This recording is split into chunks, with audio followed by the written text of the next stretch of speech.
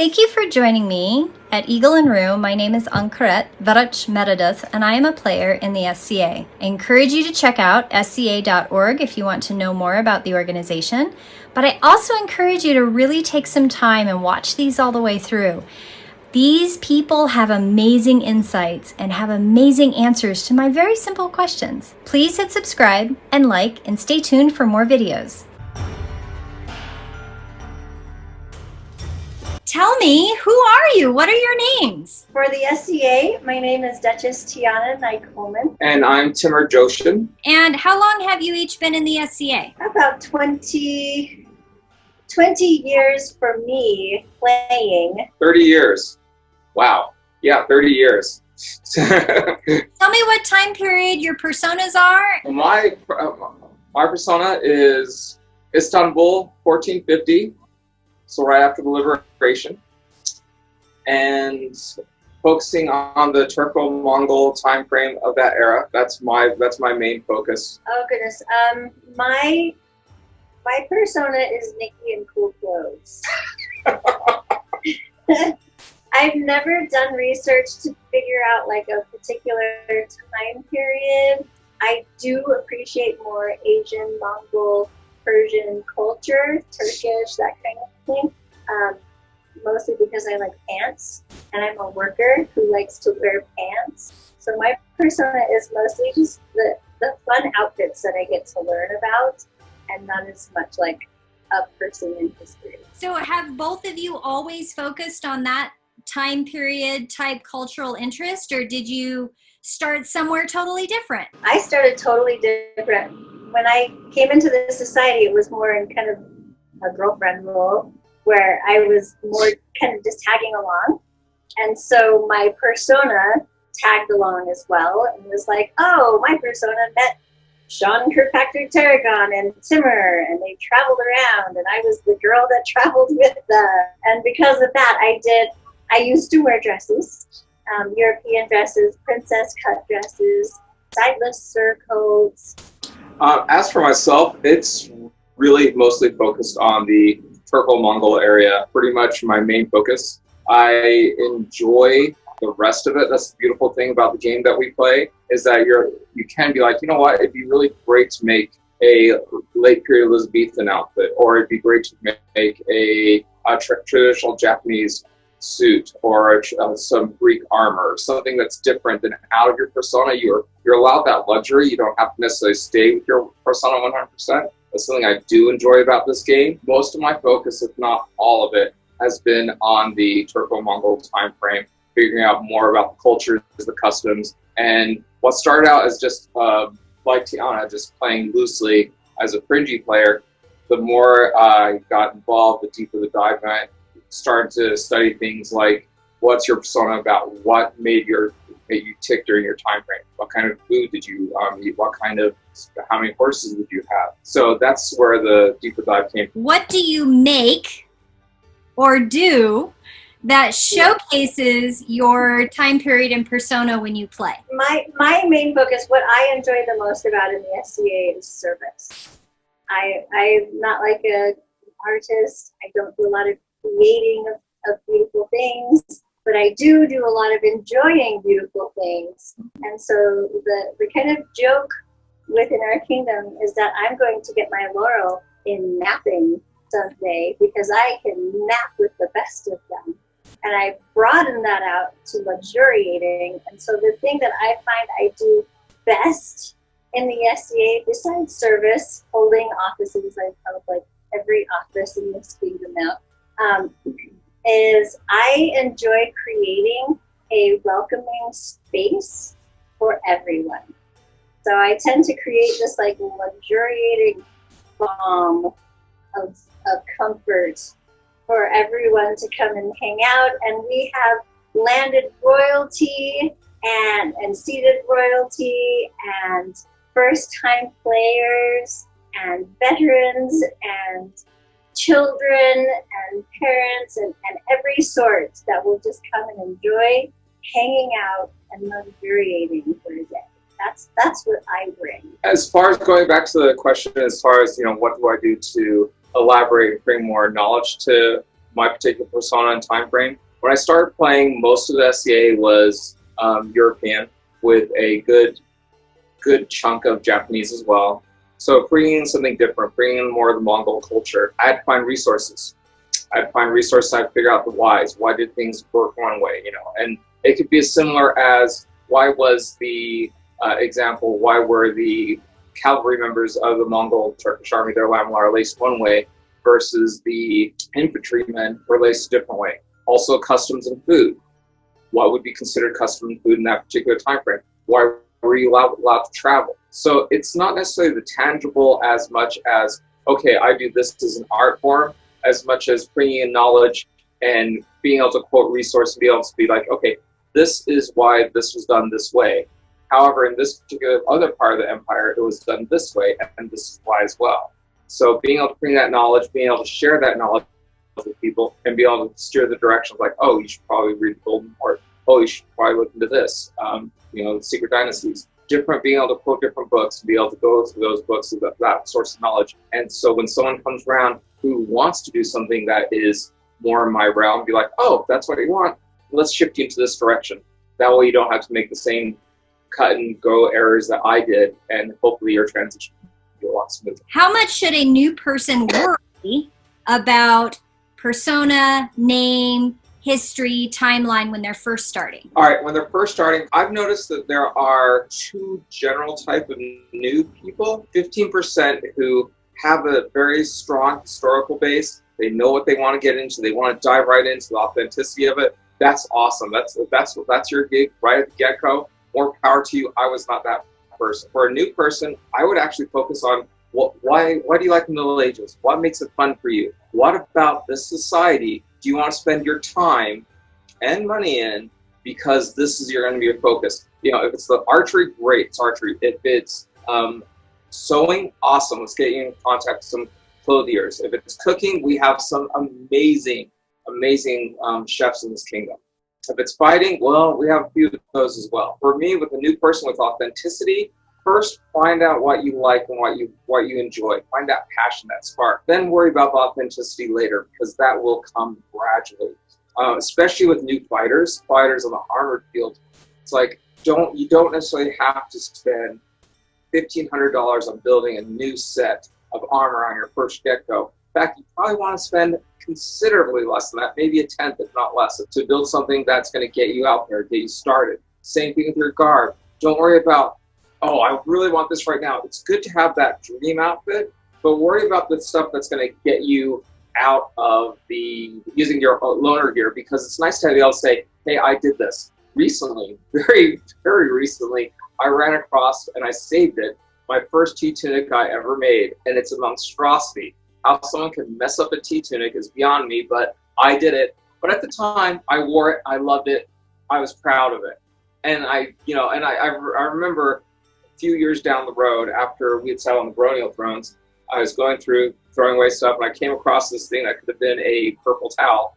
And I'm like, I'm going to hold on to this, because this makes me laugh and it reminds me of what it was to actually get started, and how important this one oblong, odd-shaped, poorly put together, because really no one helped me out, T-tunic. And it's important to me. Authenticity, something to strive for. When you first start, though, just jump in and have fun. If you start going for the authenticity really fast, it might discolor the flavor. However, for that 25% that know what they want and they have the ability to, by all means, chase down that dream. I absolutely agree with what he's saying. I think the take-home message is find your passion. Find the thing that makes you show up to the SCA. If you absolutely love it, you'll come back. And don't hold on to one concept, because you will change your mind, right? When I started out, I didn't know what I was doing. I just made sandwiches for the fighters and was a water bearer for like 2 years. Oh. And because it got me out to seeing and meeting people, without really knowing what was going on and not being a crafty person. After that, I took on dancing and started looking at pictures, because everybody talked about historical dancing, but there's no video cameras and movies we can watch. Every movie that you watch is somebody just interpreting what they thought. So I thought, well, I'd do the same thing. So I did a lot of that, where I looked at old pictures and paintings of dancers and saw that stance that they were taking and was like, how did they get into that pose? How did they get out of that pose? And just kind of started building my knowledge base, like you said.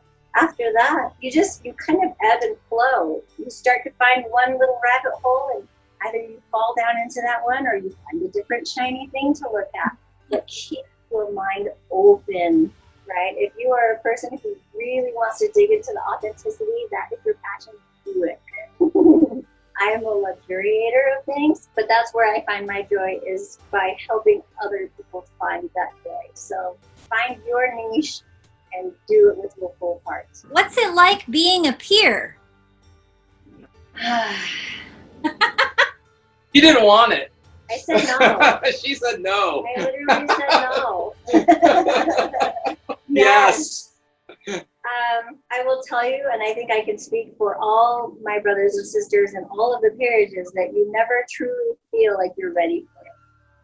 You never feel like, like today's the day you're going to ask me, like, no, I have this other project in the means, and that's my master work. Yeah, I remember they called me forward. It was a pretty big joke because everybody made themselves strangely available during court. They asked me, they sent me on vigil, and I said, no, thank you. And Karen literally patted me on the head and said, yes, dear, and sent me on my vigil. Peerage was never a thing that I sought out, because I was so blessed and surrounded by so many people that were always willing and able to help me and help me learn and grow and provide and teach and all of the things. I was surrounded already by so many fantastic peers that I never really thought of it as an attainable goal, so much as it was just kind of like a state of being. Like, these people were all just accessible, and I will just make myself accessible. And I never really thought of it as like a token to get, it just became like a state of being. And so my favorite goal, my favorite thing to do as a peer is to have someone say, Tianna, when are they going to make you a pelican? Because I feel like when they say that to me, I earned it that day. I have no idea how long I've been a pelican. For 19 years. For at least, 18, 19 years-ish. I don't know. We can look at the genealogy. For me, peerage was the first thing, and it's changed. It's changed a lot since I first started fighting. When I first started fighting, to become a knight was a myth. Those other people got it. You didn't get it. Eventually, I was fortunate enough to get some good training from an individual named Shannon Irontree. He was actually my first knight, and he taught me a lot of some good fighting skills. I had different versions of which direction we need to go. He had mundane life he had to focus on. I had other things I needed to focus on. So we had an agreeable parting of ways. It was very, I still talk to each other. It was very agreeable. Later on, I met Sean. That's the guy I want to be. That's the person. The way he conducted himself on our first meeting, when I was this nobody newbie person. He took time to show me some stuff and gave me some good tips on how to fight. And we started our friendship. That's what started our friendship. And along the way, eventually I became a squire. He taught me what it was to serve. And that was the first change. It's no longer about fighting, but how do you serve? Fighting's easy. Anyone can pick up a stick and hit someone with it. That's fine. Or grab a piece of steel and stab someone with that. Anyone can do that. Being able to serve, that's a different story. Now, there's a difference between being able to serve and committing service. Committing service is look what I did. Did everyone see what I did? Look how cool I am because I did this. Versus volunteers are needed. I'm going to go step up. Or volunteers are needed. We are going to go step up. And just being able to be that person. So being able to serve. That was the first change. Then as I became a member of the chivalry, it changed again. All right, now I'm a peer. Now what? I don't know what I'm doing here. I thought I knew 2 days ago, but now I don't know what I'm doing here. And so that changed to, what can I give back to this society, this dream that's been giving me so much? So then it became a responsibility to those people who are around us, those people who are, who are new, who are up and coming, who want to dream a little bit, want that help, but don't know which direction to go, or too shy, or overwhelmed, because our dream can be very overwhelming. Being able to do that on that level, or third transition. The fourth one was a little bit more odd, because then it was, how do I serve the kingdom and society as a whole? I know how to serve new people. I know how to serve on a one-on-one basis. But what can I do to give back to the dream as a whole? What responsibilities do I have? And it's different because at that point, you're not just taking care of the new people, but you're helping the people who've been there for a while.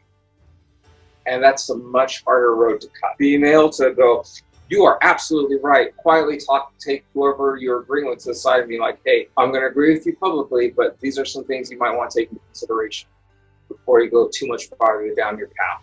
I'll support you. And that kind of obligation, that is a different, deeper cut that Timur No Squire, then Timur Squire, didn't realize that was part of the job. Being a peer is a responsibility on very many levels. I've been fortunate enough to be able to be part of those different levels. And sometimes it's been beautiful, other times it's been frightening, and there are times when it's just tragic. But still, it's a job. When you signed on to become a member of that order, you signed on for the whole thing. So stop thinking it's about you. It's about the people who look up to you. You're not saying yes because, congratulations, you know it all. You said yes because at this point your shoulders are going to burden the weight of the kingdom, the dream, the society. And you have the ability to kill people, or you have the ability to elevate them. That's beautiful, Timur. Thank you. What exactly is the dream in the SCA? It depends. It depends on who you are. Yeah. For me personally, because there are some people that their version of the dream is they roll out of bed, out of their nylon tent, throw on their blanket that happens to be a plaid pattern, throw a belt around it, they call it now a kilt, find a ratty white shirt, there's their tunic. They got drunk and smashed the night before, but they are enjoying themselves. Look at me! I'll tell you, that was our first Australia War. He just literally described our first Australia War. But that, for some people, that's their dream. That's what they want. Dream. That was our dream. And that's cool. Yeah. It's cool to have that dream. Other people have the vision of, you know what? I want to be able to create a beautiful piece of art and show other people how to teach it, how to make it, and just encompass this. And I am going to, a good example of this is Niccolo. Do you remember Niccolo? Yes. He's a Laurel with no substantial art. he is the hand-kissing aficionado. He is the dance master. Yes. This is a person, for better or for worse, he truly embraced dance. That was his thing. He wanted to make sure everyone could dance. He wanted to show people how to dance. But his version of the dream was so infectious that the people that followed in his footsteps were able to carry on what he had started. So the dream is very unique, very different for every individual. Their passion, what makes them just come alive and shed that light to other people so that the whole room is just vibrating. I would have to say the dream to me is a feeling. It's a feeling, because you can't say it's court, or it's the largesse, or it's the art, or it's no one moment, it's no one person, it's no one thing. It's a feeling that you get, and you can get that feeling when you are walking at harvest war through the grotto at night with the twinkle lights on and the throne sitting there against the trees, and the rest of the world is completely gone from you. It's going to Pennsic War and learning an entire language, because every single day for 2 weeks you go to school and you learn an entire language at Pennsic War. It's waking up to the birds and the sound of the birds on the lake at Great Western War, because Artemisia gets to camp on the lake every single year, and we wake up to those beautiful bird sounds every year. It's a feeling that you get. Like he mentioned, our very first war, I remember our pup tent was so small. It was so small. How small was it, Tianna? It was so small that we laid out our bed, and when we woke up in the morning, we had to physically put the bed away in order to get out the luggage to get dressed. And then we had to put away the luggage to get out the bed. Like, that's how small our tent was. But I'll tell you, I remember every second of our first Estrella War, right down to the Swedes teaching me bad words in different languages. I remember them getting on the table with their broom singing the Rhino Man song. I am Rhino Man. But now I wake up under the stars in a yurt, right, with a smoke hole that opens me up to the sky every single night, that we have twinkle lights inside the tent and furs lying around and veils and scarves. And now I live a totally period dream when I go to events. But my dream that now is no different than it was on my very first day. My very first event that I came to, that magic is still there, and it's a feeling that you have. It is not one thing. Beautiful. Thank you so much for answering that so thoroughly. Been wanting to ask somebody that question. What would you tell somebody who's new why they should join the SCA? What's our pitch to join the SCA? No, my pitch, when I try to get people to show up, I always tell them, a lot of times it starts with, is it a LARP? Is that a LARP? Yes, it is. And it is, right? Because we are pretending to be different people. But I always try to tell them, to me, a LARP, having been a LARPer for many, many years, going to a LARP, you have a piece of paper that tells you how strong and fast and smart you are. When you come to the SCA or to a recreational event, what you're doing is learning how to be strong, fast, and smart. Not on a piece of paper. You're doing it. And so I always tell people, my elevator speech to them is, do you want to learn how to brew? How about the clothing that you see in the pictures that you like so much? Do you want to learn how to sew that clothing? Or do you want to learn how to shear the sheep to make the clothing? Do you want to learn how to shoot the goose with the bow and arrow? I'm speaking of our dear Constance de la Rose, who literally shot a goose with a bow and arrow, found a restaurant in town that cooked it in a stone medieval oven, and gave the recipe to the restaurant owners when she was done. That's what I tell people. When you want to come to the SCA, it's because you are ready to be that character sheet. I'm very similar to that. Most of the time you see people, especially at events or fighter practices or whatnot, they're like, wow, what's going on? Is this some kind of LARP? It's like, oh, cool. Well, great. My name's Timmer. What questions do you have? Well, what is this? Well, we're a group that reenacts the passion of the Middle Ages, from arts and sciences to hardsuit fighting. What other questions do you have? I try to engage them. What questions do you have? What are you interested in? That's what you're interested in? Let me put you in touch with person X, Y, or Z. And it's important to know what they do mundanely. That way, when I say, you want to learn how to, this is what she does for a living, so let me introduce you to this person. And so being able to touch that the person is X, Y, Z, but in the real world, they also do this. My final question is, I know that, Timmer, you've been king how many times? 6. 6? Tianna, how many times have you been queen? 3.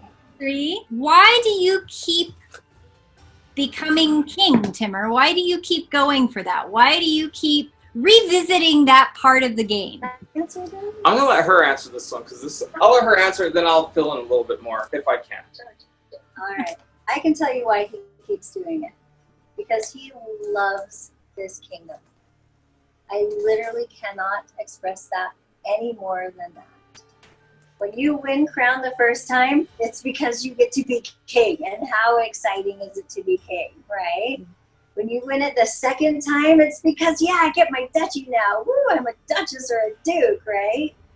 When you win it the 6th time, they're not doing it for the titles anymore.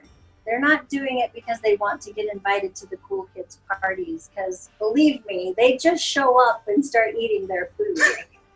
Sean did that at Estrella War. I walked around with Sean and I said, what's for dinner? And he said, well, that camp over there's got ribs and that camp over there's got this. They already get invited to all of these things. They're not doing it for the prestige.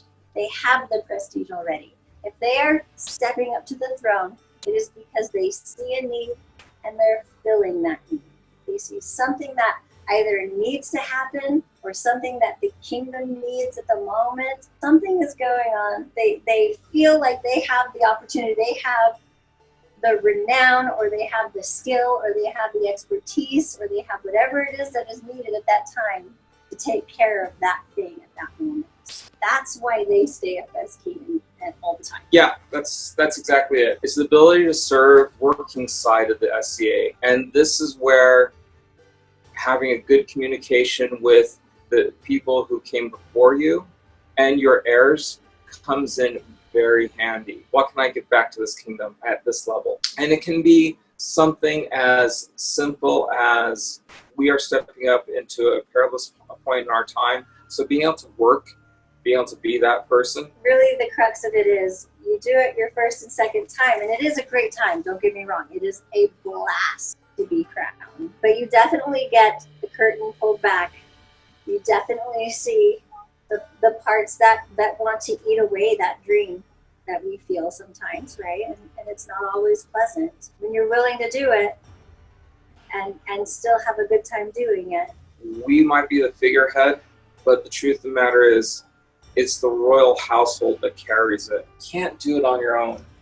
And whenever you have those reigns, that both mine with Tianna, and then the two I had with Sage, and the one I had with Sorsha, it was a group effort. I happen to be the figurehead. We happen to be the figurehead. Yeah, if you don't have the people that are able to ground you in those moments, it's an impossible job. So are there any parting comments that you'd like to share with anybody who's new, thinking about becoming part of the SCA, that's watching this interesting YouTube video with these strange people dressed up in funny clothes? Join. That's I mean, in a word, join. Because as weird as you think we are, we're actually very normal people, and we appreciate the reality of everything that happens around us, and we've decided that we don't have to settle for it. Sometimes we get to play too. And my best advice I can give for a new person is don't join a house immediately. Get to know everybody. Get to know all the different things, all the different people. But if you get a feel for everything first, and then find where you feel the most comfortable. The most fun for the most people. It's not about this little niche. It's about your kingdom and your group overall. It's about your whole society. It's about the dream. Most fun for most people. The other one was, see that star? That star over there is the direction I'm going. And I'm going to head that way, and I hope everyone else joins. But if your star is over there, great. I will support you as much as I can. I won't let you go alone. I'm headed this way, but if you want to go that way, you still have my support and love, and I will be there for you too. A couple things. One, have fun. This is a game. Rule number one, reality first. Reality first. It's a game. It's a game. Have fun. If it gets too much, take a step back. If it gets way too much, then it might not be your game for you. But have fun. Enjoy what it is. If someone poo-poos on your dream, you know what? Maybe that person's not worth your time. And for a new person, your time is golden. There is no bigger asset in the SCA than someone walking in saying, wow, what is this? I want to be part of it, and joining. I think that a new person coming in, joining with the bright eyes, and this is amazing, that is the coolest thing on earth. Come out, join, have fun. These are normal people underneath funny clothing. Thank you very much for joining me. Thank you for watching this interview series with known world players in the SCA. I hope you enjoyed yourself. Have a beautiful day.